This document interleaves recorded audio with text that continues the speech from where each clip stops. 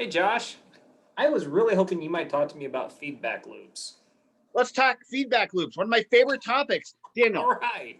Every time I go speak to young professionals, every single time I talk to young professionals, I have this thing that I used to joke about talking to them about. And that was this thing called the feedback loop. 4 steps, 4 quick steps for getting better feedback. But before I get into the 4 steps, I want to talk to you about what was the most remarkable insight about the feedback loop. And that is when I would go to these conferences back when we had conferences before COVID. Thanks a lot, everyone. Now we can't do that. What's a conference? Yes, exactly. A conference is where people would get together, many of them over the age of 60, and they would learn stuff. I would teach and speak at a lot of young professional conferences for the emerging leaders, and I would talk about feedback. I'd share key strategies for emerging leaders and young professionals. And one of the things that is most effective for a YPer, a young professional, is to learn how to ask for effective feedback. And there's 4 steps to doing that. But when I would share that this is an important topic in and of itself to do just that, to ask for feedback, when I would share that insight, what I would get is people would actually take pictures, the young professionals, of those slides with their phone. And that told me that not only do young professionals not know that they need feedback, they don't know how to ask for it as well. So it's a two-edged sword that's really cutting the hell out of a lot of young professionals. And so asking for feedback alleviates the fear many managers have, many leaders have in giving feedback. And so to give feedback takes emotional courage, especially when you're fearful of the person on the other end receiving the feedback, especially the fear of that person taking it poorly. And so when you take it upon yourself as a professional, as a leader, to ask for feedback before feedback needs to be given to you, you get better feedback.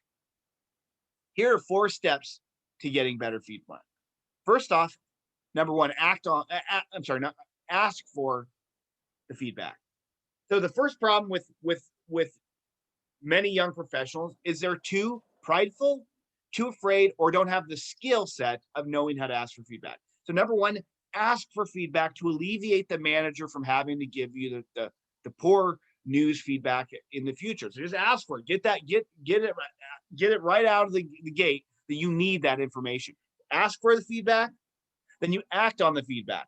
Hey, a couple of weeks ago, I'll get to that step. But so you act on the feedback. So you ask for feedback, you damn well better act on it. Because when someone is willing to give you critical feedback on your performance, on some area of your performance, and then you don't act on it, what that communicates to them is that they had a risky conversation with you. But if you're the type of professional who goes and asks for feedback and then immediately acts on it humbly with a good attitude, you can build rapport with that manager, that leader, for future feedback in the future. So act on that feedback. So you ask for, act on, and then report back.